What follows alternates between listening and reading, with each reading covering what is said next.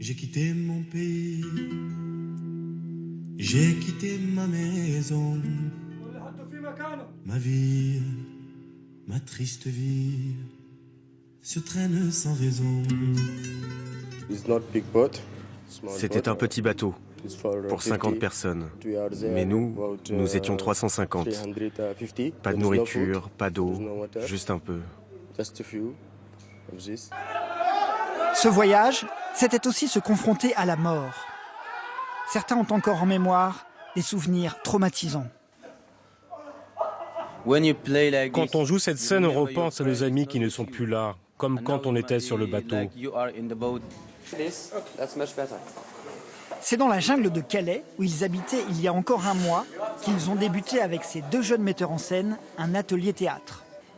Rapidement, ces migrants se sont appropriés les codes de cet art pour raconter leur propre histoire, souvent douloureuse. Ils ne sont pas que des clandestins, pas que des ombres. Ils sont des êtres humains qui ont dit au revoir à une terre, à une famille, et qui ont fui une situation catastrophique, et qui arrivent ici et ils sont face à un autre adversaire qui est notre ignorance et notre peur. Et donc eux se sont dit que raconter leur histoire est un moyen d'être humanisé et peut-être de faire tomber cette peur. Nous les retrouvons à Montreuil, en Seine-Saint-Denis. Ce soir, ils donnent une représentation. Leur pièce s'intitule « To be or not ». Nous sommes les innombrables. Nous pavons de squelettes votre mère pour marcher dessus. Pour dire au public la difficulté d'exister dans un environnement hostile.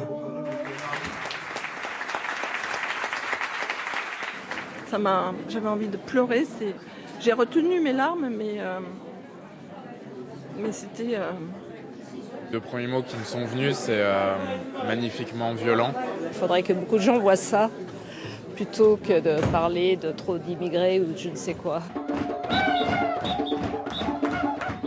Par le théâtre, ces migrants veulent passer un message. Nous dire qui ils sont et ce qu'ils ont enduré pour venir ici, dans l'espoir de trouver enfin un havre de paix.